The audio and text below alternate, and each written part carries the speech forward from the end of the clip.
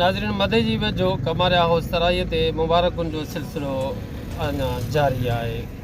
तव्हांखे ॿुधाईंदा हलूं त ज़िले शिकारपुर जा चेयरमैन सरदार ज़ुल्फ़िकार ख़ान कमारियो जन ने कुझु ॾींहं पहिरियां ईरान इराक़ जूं मुक़दस ज़ियारतूं करण खां बाद पंहिंजे वतन वापसि ख़ैरियत सां पहुची विया हुआ।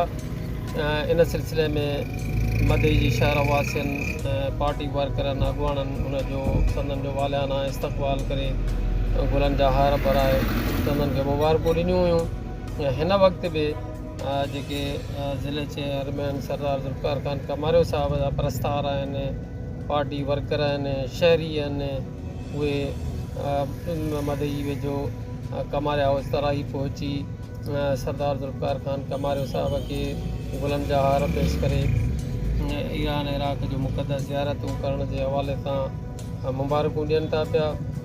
इन सिलसिले में हिन वक़्तु बि तव्हांखे ॿुधाईंदो हलां त सरदार ज़ुल्फ़िकार ख़ान कमारियो जो जेको पीउ आहे वसीम ख़ासखेली, उहो पिणु जेको आहे सरदार ज़ुल्फ़िकार ख़ान कमारियो साहिब सां गॾु हुयो ज़ियारतुनि ते।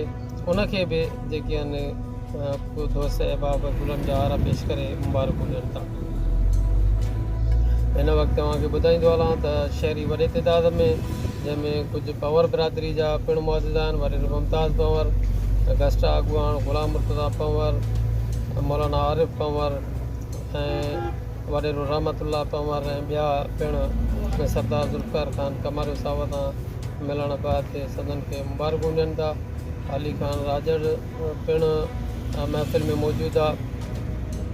ऐं इन सां गॾोगॾु तव्हांखे मां ॿुधाईंदो हलां त जेके शहरी आहिनि, साईं एजाज़ अली शाह मशवाणी पिणु मौजूदु आहे ऐं ॿिया शहरी पिणु पंहिंजा कुझु मसाइला पिणु खणी पेश थिया।